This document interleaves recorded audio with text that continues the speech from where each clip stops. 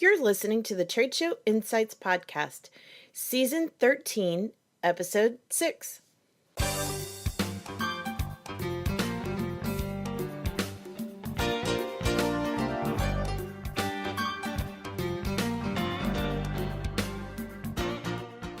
I'm your host and exhibit marketing strategist, Marlys Arnold, bringing you tools to improve your exhibit results. On today's episode, brought to you by the Exhibit Marketers Cafe, our special guest is talking about how, contrary to popular belief, direct mail is not dead. In fact, it has a whole new life, especially as it relates to trade show exhibiting in the 21st century.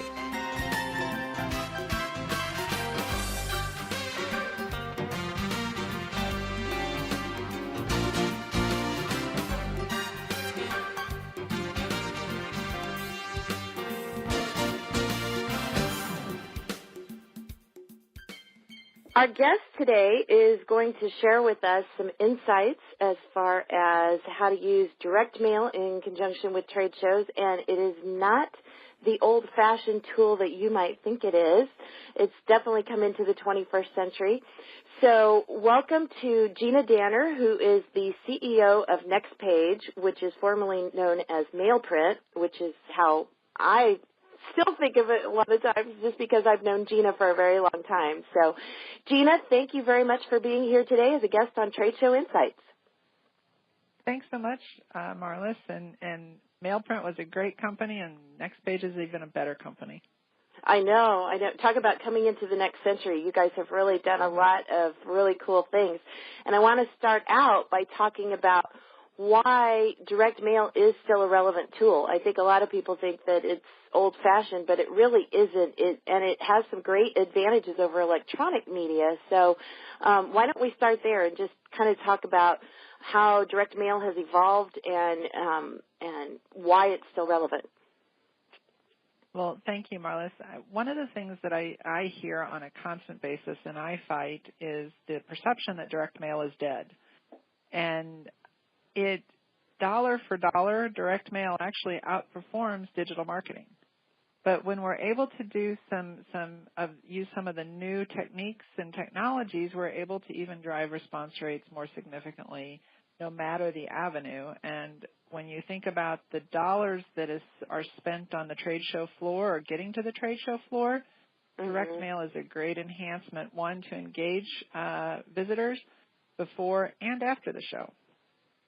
Well, exactly. And like you said, it is a great tool to use in conjunction with other things. So let's talk a little bit about what some of those, I guess we would say, blended strategies are now. Yeah. Well, I think, first of all, we have to acknowledge the elephant in the room, or what I call the elephant in my inbox. I don't know about you, but my inbox probably has 1,000 or more messages in it, probably lots more than 1,000, and some of them are even unread. And I think that's what we have to make sure that people understand is just because you've sent an email doesn't mean that it's engaged anyone. What's nice about email is that you get an instant gratification of knowing that somebody, quote unquote, opened it. But you don't have engagement until they click, and you don't have true interaction until they fill out a form, purchase, or anything to that extent. But what is really good about direct mail is I don't know about you, but I get about 4 pieces of mail a day. And so I actually physically interact with each one of those mail pieces. Yes, definitely. So when we start thinking about how to blend digital marketing and physical marketing, we then start to see using the digital marketing for brand impressions and reminders, and we use the direct mail for the credibility factor and I need to make sure and deal with this. And when you can use them together in an elegant manner, you actually see some phenomenal response rates. I mean, off the charts solid, much more than either one individually. Well, exactly, because the direct mail, like you said, gets their attention, and then they're more likely to interact with the digital marketing as well. Correct. And everybody tries to attribute their marketing dollars and a sale, or to attribute the sale to one channel of marketing. And what we're seeing now is those dollars, it doesn't work that way anymore, because people are, the way that they buy has completely changed. And it's important that we create a full strategy to get people engaged, to educate them, and help them make the purchase. And it's not one size fits all, or one channel fits all, or one channel even fits most. It truly is the avenue of using the dollars at the right point in time in the sales cycle, and making sure that whether it's direct mail or email or whatever it happens to be, it's used for the right reason. Well, exactly. And like you said, it takes that multiple touch. It's not just a one, even with direct mail, it's not a magic bullet where you send one piece of direct mail and then they're going to automatically respond. It's a constant, dripping and multi-channel marketing strategy. And that's where trade shows are another piece of that strategy. So that's why I always like to talk about direct mail in conjunction with trade shows, because I think people, whether it's the exhibitors or the show organizers, they tend to get so focused on, just one avenue or one aspect and forget that there's all these other tools out there, and, why not use them? Absolutely. I mean, I always think it's interesting is we work with a lot of folks who do trade shows on a regular basis, and the conversation usually starts something to the effect of, hey, we've got a show coming up and we want to do a mailing. And I'm like, okay, well, before we go out and design and execute a one-time mailing, let's figure out a strategy that makes sense to achieve your show goals. Because in that instance, the show itself, exhibiting there, the sponsorship, getting the trade show booth ready to go, staff to the venue, and all the elements there, that is such a costly item that we need to make sure and use pre-show and post-show and during shows tactics that deliver across the board on the strategy. So, if you're spending $50,000 or $100,000 or whatever the budget is, or $10,000 for a small booth, you have to make sure you have a good, solid strategy, and it doesn't have to cost an arm and a leg, but it's got to come together. And when it comes together, it's amazing. And that's true. And I love that there are tools now available to, as you mentioned earlier, to personalize direct mail. Can we talk a little bit about that? What are some of the ways that, and we're not talking like an old form letter where it just like, Dear Susie, but there are so many other ways to really make that direct mail capture their attention. Let's talk about that for a minute. Well, let's pretend for a second that we've got a show coming up that targets a variety of individuals or a variety of types of companies, and we'll just pretend there's 3 or 4 different categories that you're going to and attend at this show. Maybe it's a medical conference and you're going to have doctors and nurses and administrative personnel there. If we have data points, meaning titles or credentials or what tracked individuals are on, we can then create a direct mail postcard or a direct mail self-mailer or a letter package that then can target individuals based on what tract of information they are likely to be most interested in, or we talk to them in a way that is relevant to who they are.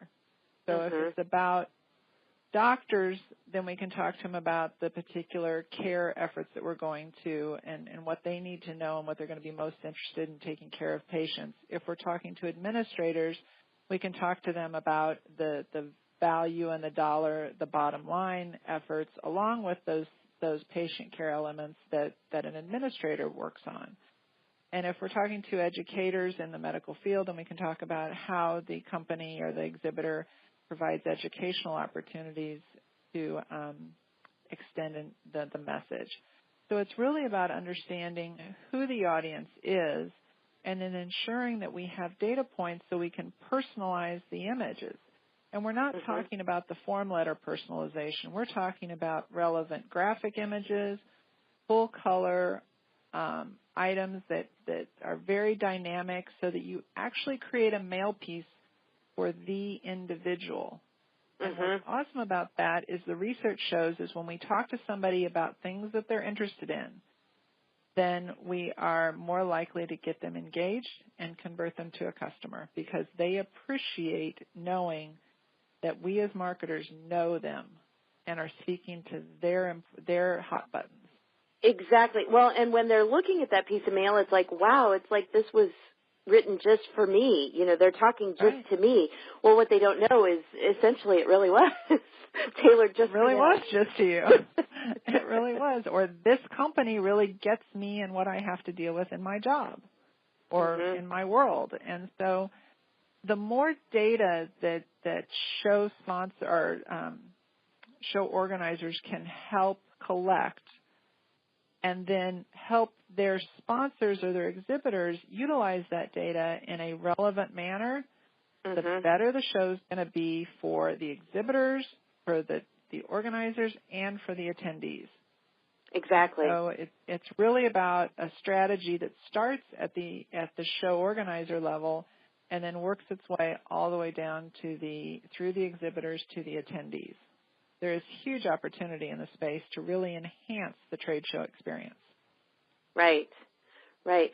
Well, and then there's also the ability to, as you mentioned, cross over from the direct mail piece into the digital marketing. Can we talk a little bit about that, how that bridges together? Absolutely. On the most basic element, we actually can physically track the mail as it's going through the mail stream and deliver an email within a day or two of the mail piece getting delivered. That becomes a very cool kind of, check your mailbox, or you can have the digital conversation close to the point in time when you have the direct mail or when your recipient has the direct mail in hand. Well, what else we can do is there's some technology that we use that actually takes the physical address of the recipient, and we can target them and deliver online ads as they are going through their normal use of the Internet. And these are not cookie-based ads. These are ads that are actually relevant to that recipient based on the IP address that they are searching from. Interesting. So it becomes, and there's some strategy, a fair amount of strategy that goes into this technology. But when we're able to do that, and let's say that we know the mail piece is going to get delivered around the 10th of the month and the show's on the 25th of the month, and we want to make sure and drive people to our booth, we can get our direct mail piece delivered on the 10th.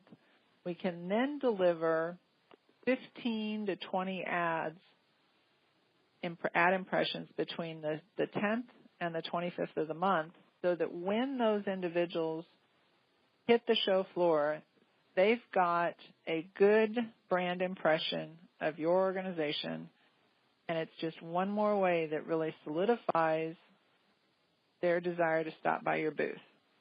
Wow. And if you have the strategy collectively planned out, then you can actually get real engagement from them. Well, and that creates the whole, wow, I see you guys everywhere mentality. Yes, exactly. And so our real key then is working with our show organizers to help them understand the data that we want to try to collect so that we can better create the experience for the exhibitors and for the attendees. Right.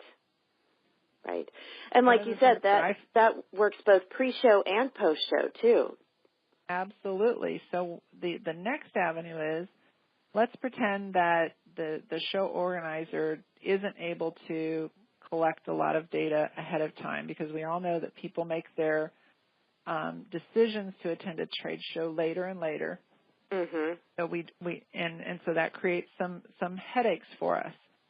But if we have a show that's happening next week, let's pretend, we can put a frame around the show, and this is different than geofencing, but we can identify the location of the show, let's say Bartle Hall here in Kansas City, and we can collect the device IDs of people who are attending the show. We can deliver ads to them while they're at the show and following the show, and we can even then capture a certain percentage of them and direct mail them after the fact. And that is all from just tracking mobile devices. Wow. Wow, the technologies that are out there now are just mind-blowing. Aren't they, though? They are. And what's nice about that technology is that there are no cookies involved, and it meets all the typical privacy concerns and how we execute on that data. But it's a tremendous avenue for truly engaging your recipients or your target audience, because if somebody's going to a trade show about something in particular that you sell, then they're interested in receiving additional information from suppliers across the board. Well, and it's not that different from, you walk near the vicinity of a restaurant and that restaurant beams something to your phone, because of geolocation. So it sounds like it's very similar technology. It's similar technology. The difference is on a geolocation element, you've had to opt in to receive notices from that restaurant, correct? Okay. On the technology I'm talking about, you don't have to opt in. We just were able to put a frame.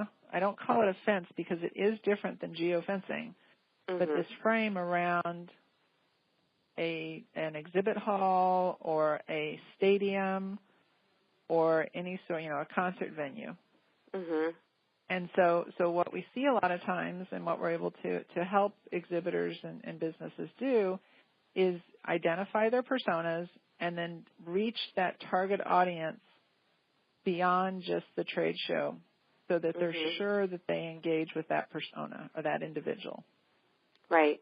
But they were actually at the show because that's how they actually got into the pool, basically. Yeah, exactly. And because we are so connected to our phones, we have the opportunity to have a real conversation with an individual. Again, going back to that personalization. Exactly. So, and then Gina, once we've done that, we can create the online and offline experience so it is highly personalized. Right. And like we said, that's one thing that really sets the whole direct mail and multi-channel mailing apart, because you do have that capability to be very personalized.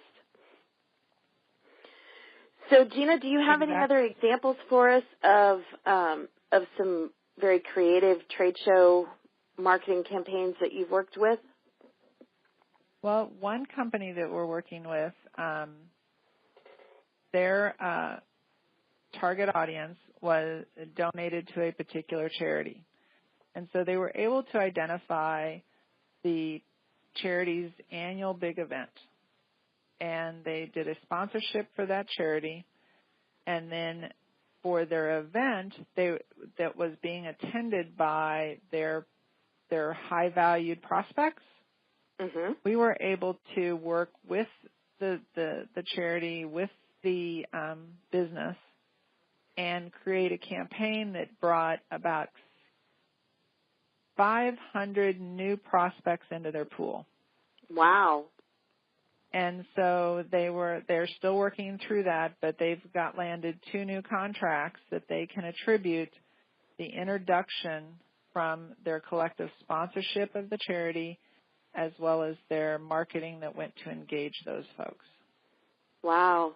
That's a very creative way to approach a new audience. And we have another home improvement company that regularly attends home improvement shows, so they're targeting consumers. to sell their product. And what we're able to do is, because they don't ever know who's going to attend the home show in Wichita, we're able to put geoframes around the venue. We are able to capture people and deliver ads to help drive traffic to the booth. And then what we're also able to do is deliver ads for the 2 weeks after someone has been there. After someone showed that, so they're getting ads for those 2 weeks. And then they will receive a piece of direct mail. And that direct mail offer is very rich. So they have day of show offers, and then as the ads start going and they're tracking what people are doing on the website and what information they're downloading, if they haven't converted, the longer it goes, the richer that offer becomes. And before they say goodbye to that prospect, they've made their last-ditch effort to try to get them to engage. Wow. So well, and that definitely makes a lot of sense for a consumer show to do the framing, like you said, because they don't really have an attendee list to work from. No. Well, very cool. It is exciting to hear all the new tools and strategies that are out there now, and I think that you've definitely demonstrated that direct mail is not what most people think it is, and there's so many other possibilities. So, Gina, what's the best way if somebody is interested and wants to get in touch and find out more about what NextPage can do? Well, our web address is gonextpage.com, gonextpage.com, and they're welcome to visit there. We have a number of forms they can fill out. They can do research on direct mail or trade shows and how we support them there, or they're welcome to give me a call.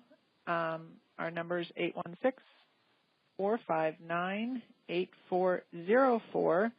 and just ask for Gina Danner. Great. Well, thank you so much for being a guest today and sharing all of what's new and what's coming in creative marketing strategies for not only just for trade shows, but for all kinds of direct marketing as well. So anyway, thank you very much, Gina. We appreciate you being here today. Thanks so much, Marlys.